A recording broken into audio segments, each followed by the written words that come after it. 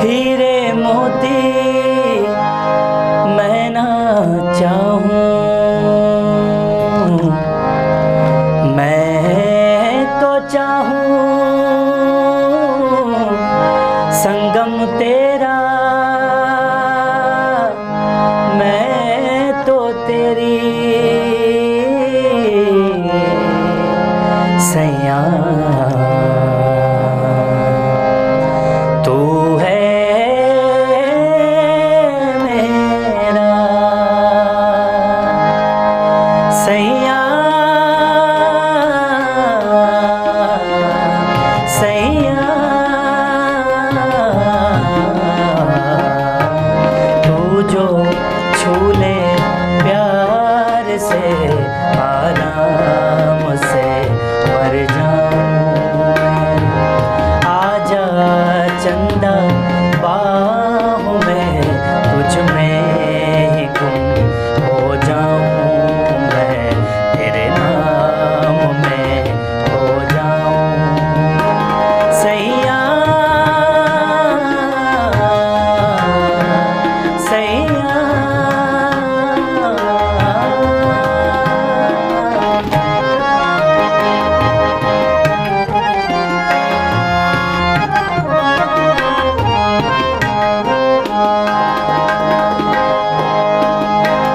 मेरे दिल खुशी से झूमे गाए रातें, पल पल मुझे डुबाए आते जाते। अब बावरा हुआ मन जग हो गया है रोशन, ये नई नई सुहागिन हो गई है तेरी जोगन। तेरे नाम से जुड़े हैं सारे नाते सैया, सैया।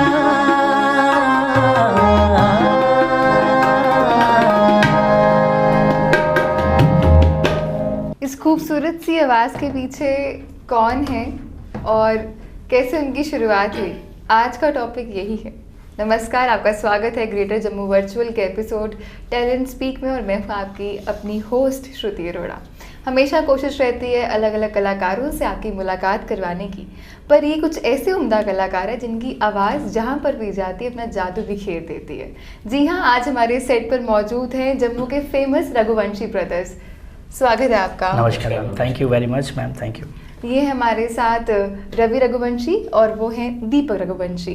तो हमारे साथ सर आप आज जुड़े हैं, ये एक अलग ही डुओ है जम्मू का, फेमस है अपनी सिंगिंग और गायकी के लिए।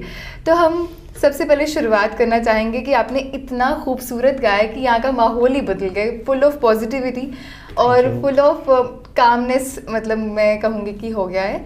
और अगर हम बात करें तो सबसे पहला जहन में जो सवाल आता है आप दोनों को देखकर, वो ये कि शुरुआत तो कैसे हुई वो तो मैं पूछूंगी, लेकिन जो ये डुओ है इसका आइडिया आपके पास कहाँ से आया? देखिए मैम, तो ऐसा है कि मैडम हमारे जो संगीत है, जो हमें तो विरासत में मिला है। हमारे ग्रैंडफादर लेट श्री हमारे गरीब दासी बाबा जी, हमारे दादाजी, तो उनके बाद हमारे पिताजी लेट श्री तरसेम लाल जी, तो इन तक तो था, इनसे पहले भी था। अच्छा। हाँ, तो विरासत में मिला था।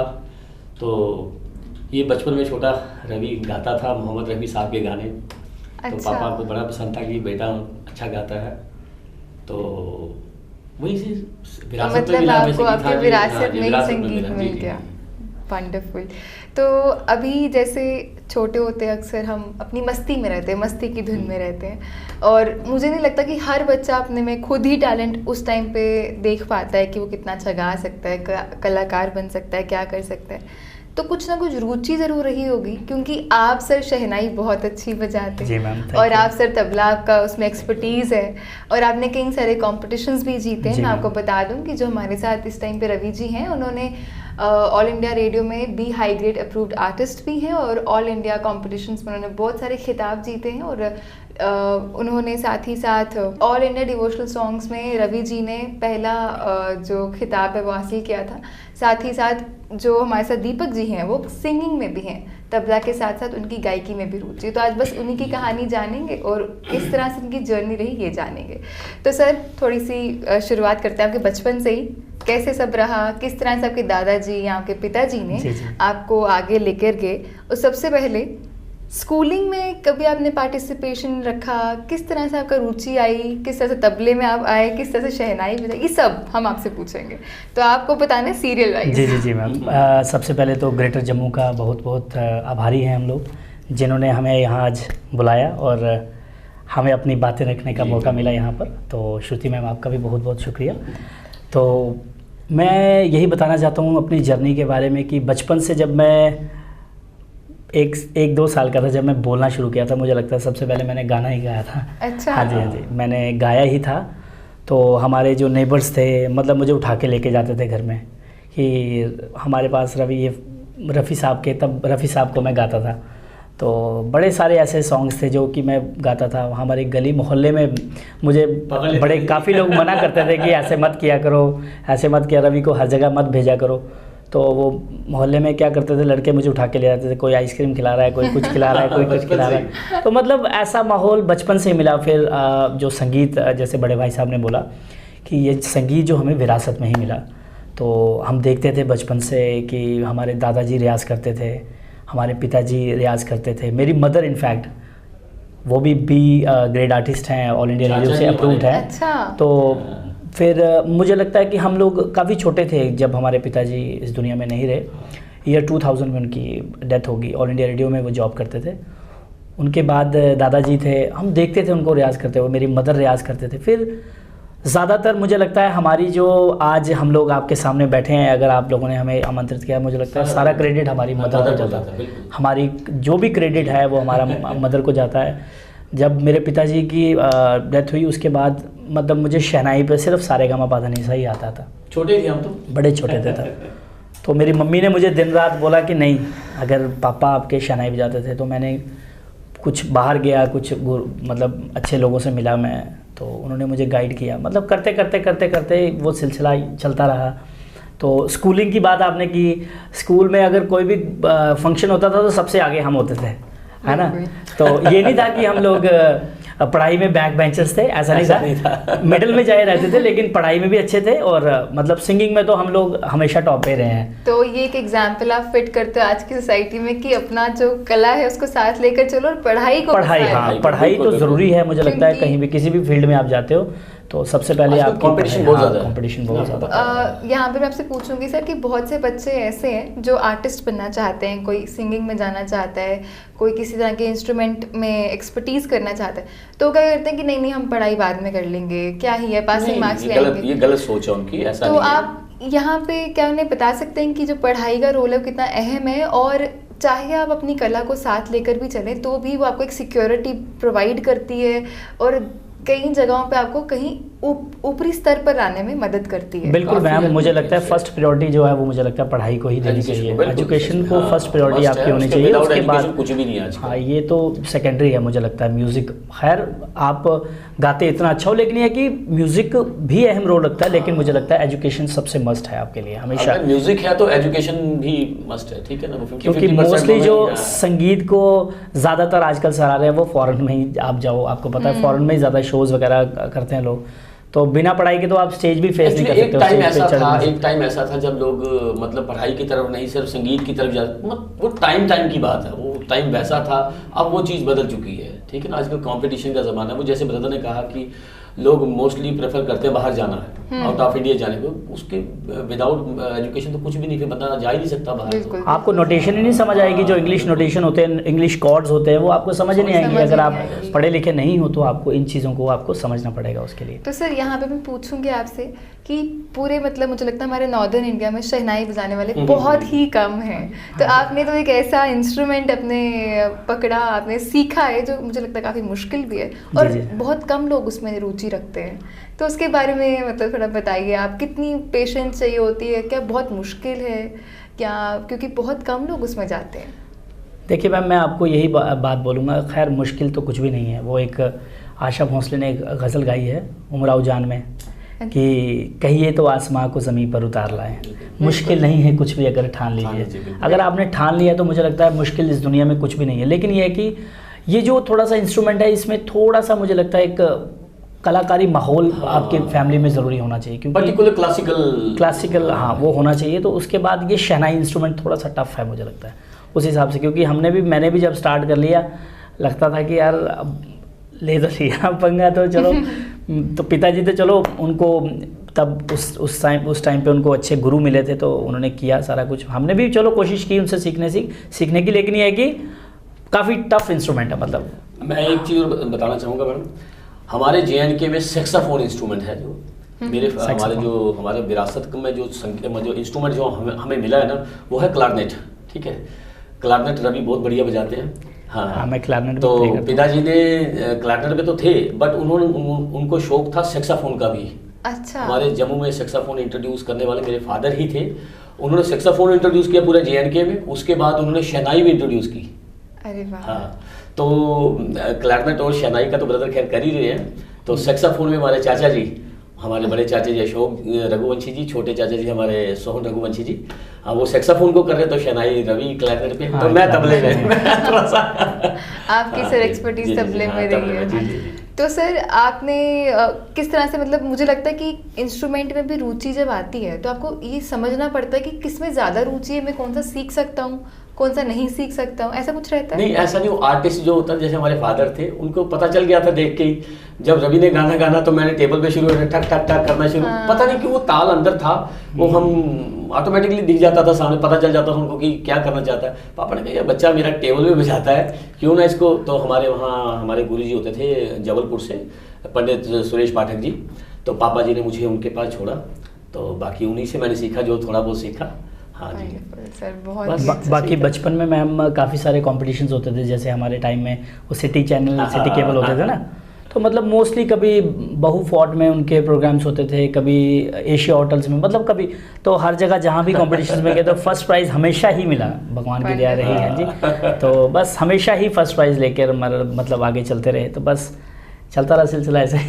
मुझे लगता है कि आप बहुत ही ज़्यादा ब्लेस्ड हो कि आप कलाकारों की दुनिया से आते हो। ब्लेस्ड ही क्योंकि आपने बताया विरासत में ही आपको ऐसी सिंगिंग भी मिली, आपको गायकी मिली, आपको इंस्ट्रूमेंट्स में भी रुचि दिलाई गई और आपको आई थिंक पूरी गाइडेंस मिली, वैसा माहौल मिला जो अक्सर काफ़ी लोग नहीं। देखिए मैम, आपके ग्रेटर जम्मू के माध्यम से मैं एक बात बड़ी स्पष्ट करना चाहता हूँ कि जैसे आपने बोला कि आप ब्लेस्ड हो, मुझे लगता है कि हमें सीखने का शायद इतना मौका नहीं मिला। सच बता रहा हूँ मैं आपको कि आज जो हम आपके सामने बैठकर गा रहे हैं या बजा रहे हैं, ये सिर्फ हमारे जो दादाजी, हमारे पिताजी, मेरी माताजी, ये उनका आशीर्वाद है। बाकी हमारे साथ ऐसा हो गया कि मतलब छोटे बचपन टाइम में हमारे पिताजी हमारे सर पर नहीं रहे, तो फिर रिस्पॉन्सिबिलिटीज़ आ गई, तो उसमें हमने क्या किया, एक फील्ड में आ गए। तो उसमें हमारा ये था कि साथ साथ में थोड़ा बहुत सीख रहे हैं और साथ साथ में मैं आपको सच बताऊं मैम, अगर हम आज यहाँ बैठे हैं, थोड़ा बहुत जो हमें आता है, अगर फादर साहब जैसे हमारे एक्सपायर हुए, उसके बाद एक प्रोग्राम आता है हमारे घर पे शहनाई के लिए। अच्छा। इंटरव्यू फादर साहब के पास आए थे, अगर वो प्रोग्राम नहीं होता ना आज हम यहाँ नहीं होते।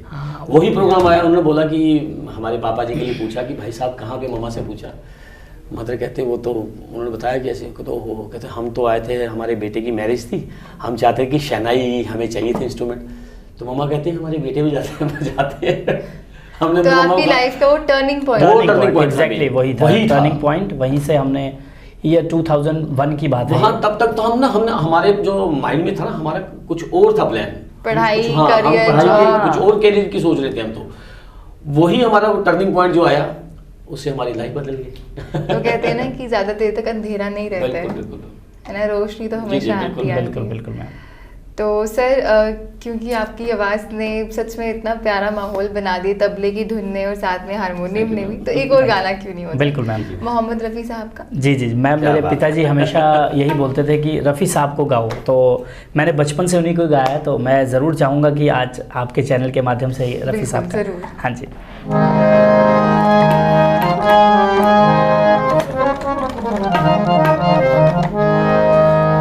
तेरी आँख का जो इशारा न होता, तेरी आँख का जो इशारा न होता, तो बिस्मिल कभी दिल हमारा न होता।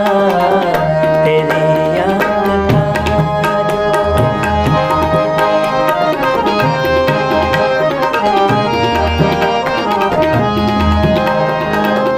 तेरा साथ है तो सफर है सुहाना, तेरी इस बदौलत हंसी है ज़माना।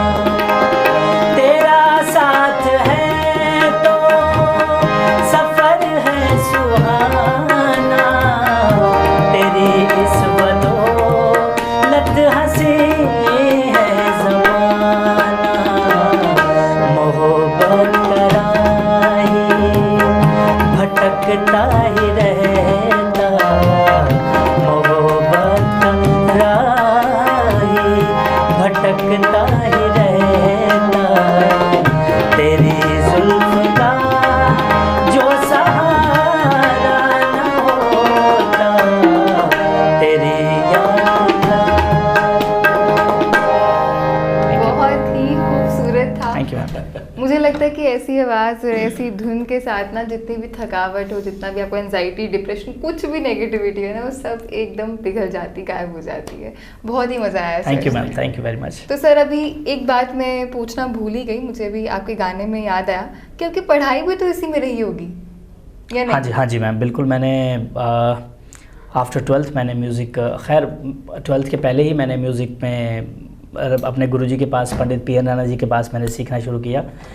तो उनसे मैंने मास्टर्स मैंने म्यूज़िक में की, masters classical, Indian classical music में। आपने इलाहाबाद यूनिवर्सिटी हाँ से? हाँ, जी, जी, इलाहाबाद यूनिवर्सिटी मेरा भी से सेम मैंने। वैसा ही। जी जी जी, हम दोनों का। तो एक्चुअली हमें आगे करना था क्योंकि फादर साहब ही नहीं रहे बेचारे, तो थोड़ा सा मुश्किल आगे टाइम बट फिर भी आपने आगे चलो हायर भगवान की स्टडी दया अपनी से। वही रखी। जी जी जी मैम, आज हम लोग फील्ड में जो एज ए टीचर हम काम कर रहे हैं, तो यहाँ पे एजुकेशन ने आपका साथ दिया। बिल्कुल जी, मैम, जी, बिल्कुल जी। बिल्कुल। वो आज काफ़ी बच्चे हमारे पास सीखते हैं म्यूज़िक घर पे सीखते हैं। मतलब इंडिया में काफ़ी जगह हमारे पास, आउट ऑफ इंडिया भी बहुत काफ़ी स्टूडेंट्स हमारे। काफ़ी सारे अभी लास्ट students। दिनों, थोड़े दिनों पहले हमने हमारे जो स्टूडेंट्स जो ग्रेजुएशन करके गए, हम ग्रेजुएशन सेरेमनी की हमने घर पे। Wonderful। म्यूजिकल एकेडमी हमारे घर में मैंने टीएल Start इंस्टीट्यूट किया। म्यूजिक के हाँ, साथ जी। नाम से। Wonderful sir.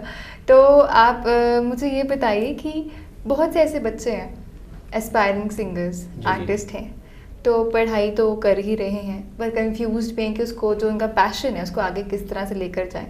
थोड़ा सा उनका क्या मैसेज देना चाहेंगे, क्या बताना चाहेंगे, जो आपका इतना एक्सपीरियंस रहा है सालों का, उसका निचोड़ क्या रहेगा कि जो उनकी मदद हो सके इसमें? देखिए मैम, बच्चों को आजकल हमारे जम्मू में टैलेंट की कमी तो है नहीं, बिल्कुल भी, है ना। बिल्कुल नहीं। तो कुछ लोग जो टैलेंटेड जैसे बच्चे हैं हमारे, आज जम्मू में बहुत सारे टैलेंटेड बच्चे हैं, इनको क्या है, जैसे आपने बोला ब्लेस्ड, तो गॉड गिफ्टेड हैं ये लोग ऑलरेडी। तो ये लोग सीखने में इनकी रुचि कम है, मुझे लगता है कहीं ना कहीं थोड़ा सा ये मिसिंग, ये चीज़ मिस है। हाँ, तो मुझे लगता है इनको, बच्चों को चाहिए कि अपनी पढ़ाई तो बरकरार रखें, साथ में किसी अच्छे गुरु के पास जाके सीखें। अगर म्यूज़िक फील्ड में अगर वो आगे जाना चाहते हैं तो उसमें क्या हो जाता है, अगर आप अच्छी तरह से नहीं सीखते हैं तो कहीं ना कहीं जाकर आप रुक जाते हैं। तो म्यूज़िक सीखना बहुत ज़रूरी है लाइफ में। अगर आप म्यूज़िक की फील्ड में आगे जाना चाहते हैं आप सीखें। हाँ, ज़रूरी है, सीखना बहुत ज़रूरी है। आप सीखें तो फिर आगे आप फील्ड में जाएं। तो हमें बहुत अच्छा लगा दीपक सर से और रवि सर से मिलके, बहुत ही खुशनुमा माहौल हो चुका है स्टूडियो में। और अभी क्योंकि हमारी बातचीत हो चुकी है, लेकिन वो क्या है ना कि वो जो धुन है उसका एहसास अभी तक हो रहा है, तो मन कर रहा है एक और गीत सुनाया जाए, लेकिन डोगरी में। तो सर क्यों ना एक डोगरी सॉन्ग हो बिल्कुल, जाए, बिल्कुल। इसी के साथ अपने प्रोग्राम का कंक्लूजन भी करेंगे Sure, sure. और आपकी आवाज़ की जो धुन है वो हमारे व्यूअर्स तक भी जी जाएगी। मैम। डेफिनेटली। तो मैम ये डोगरी सॉन्ग मैं आपके सामने गाने जा रहा हूँ जो कि फोक सॉन्ग है हमारा जम्मू का। तो इसको मैं थोड़ा अपने तरीके से गाता हूँ, तो अगर मेरे से कोई गुस्ताखी हो जाए, कोई बड़े लोग मुझे सुनेंगे, अगर कहीं गलती हो जाएगी तो मैं क्षमा चाहता हूँ।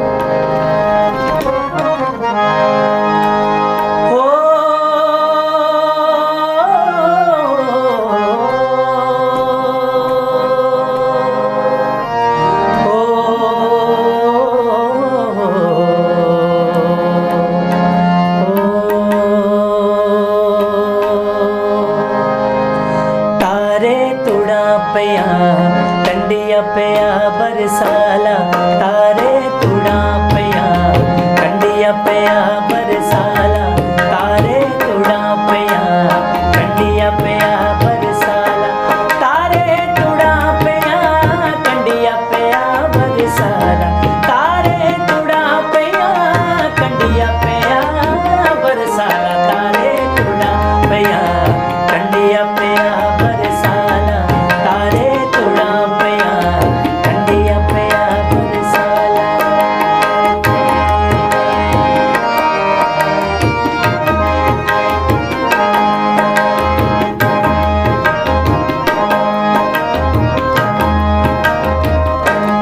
राम बन फुल बनया बनया बाज गरारिया, राम बन फुल बनया बनया बाज गरारिया, राम बन फुल बनया बनया बाज गरारिया, राम बन फुल बनया बनया बाज गरारिया, तेरी मेरी प्रीत लगी है बाज गवारिया, तेरी मेरी प्रीत लगी है बाज गवारिया, तेरी मेरी प्रीत लगी है बाज गवारिया, तारे तुड़ा पिया कंडिया पिया बरसाला, तारे तुड़ा पिया कंडिया पिया बरसाला, तारे तुड़ा पिया कंडिया पिया बरसाला, तारे तुड़ा पिया कंडिया पिया बरसाला, तारे तुड़ा पिया कंडिया पिया बरसाला।